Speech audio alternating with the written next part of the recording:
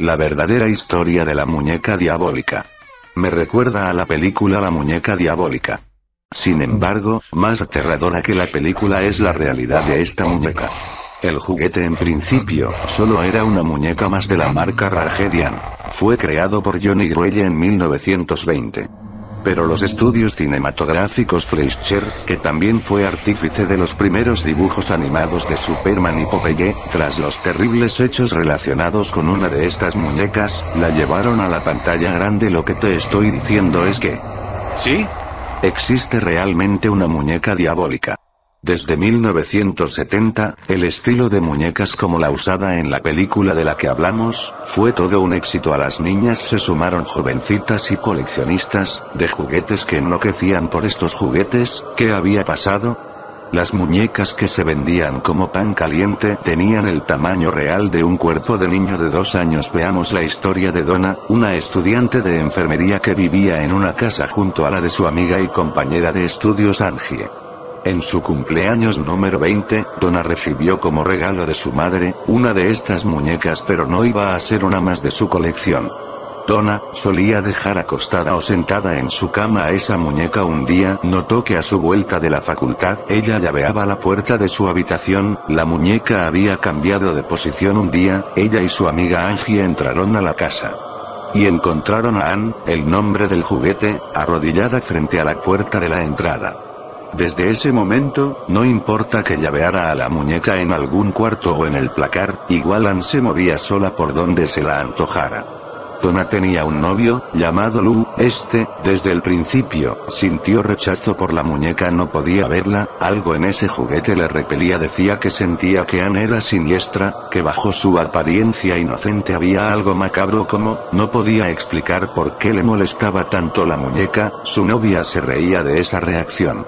Fue por esos días que todo empezó a empeorar. Un día, una de las chicas encontró el primer mensaje. Luego de eso, cada vez aparecían más mensajes, siempre escrito con letra de criatura, y raramente, estaba escritos en papel pergamino. Ayuda, socorro, ayuden a Lou, decían los mensajes. Por supuesto, que las chicas y Lou pensaron que se trataba de una broma estúpida de algún vecino, alguien que se divertía asustándoles. O de un delincuente que rondaba esperando el momento para llevarse todo. Decidieron tomar precauciones como cambiar las cerraduras y no darles más importancia al asunto. Y fue entonces que todo se volvió peor. Una noche, Donna entró a su dormitorio y encontró a la muñeca sobre su cama, pero con las manos manchadas con lo que parecía sangre. Eso ya era demasiado, así que, esta vez sí asustada en serio, Donna y Angie fueron a una medium y les llevaron la muñeca, para que la revise.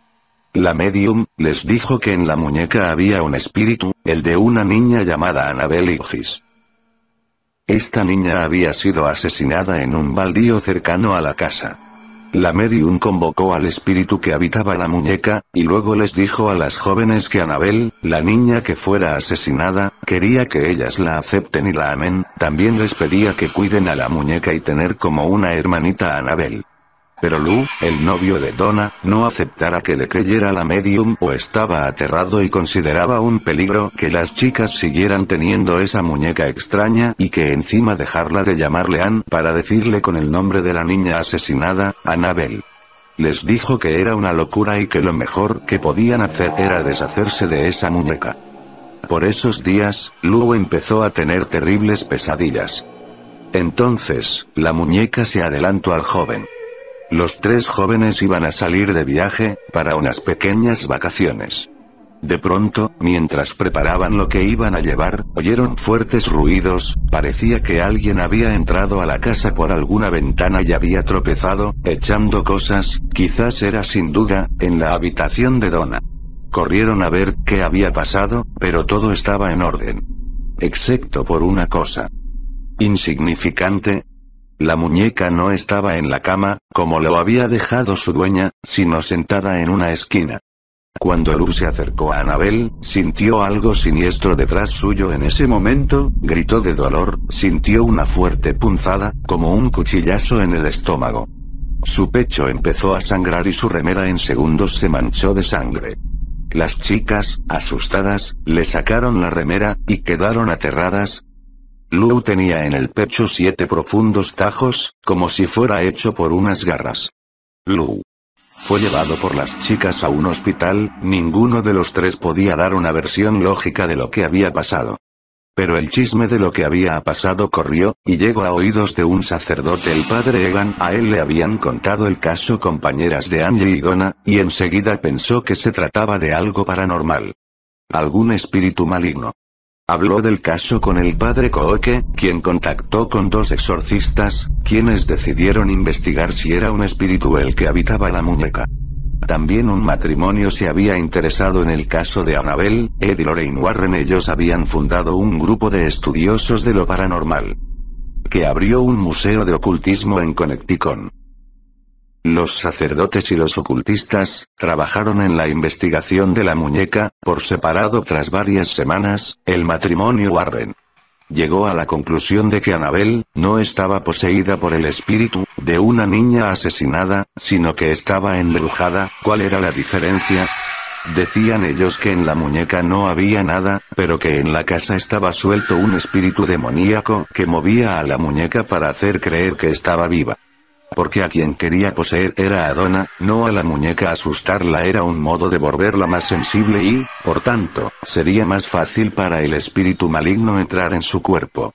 Aparentemente, cuando llevaron la muñeca a la medium y ésta convocó al espíritu de la muñeca, le facilitaron al espíritu maligno habitar la casa, ya que le dieron un nombre, Annabelle, y le aceptaron como una hermanita. La explicación de por qué la muñeca atacaba al novio de Donna era simple. Él quería deshacerse de ella. Por eso. Después de esas conclusiones, las mismas a las que habían llegado los sacerdotes, todos juntos acordaron hacer un exorcismo en la casa de Donna.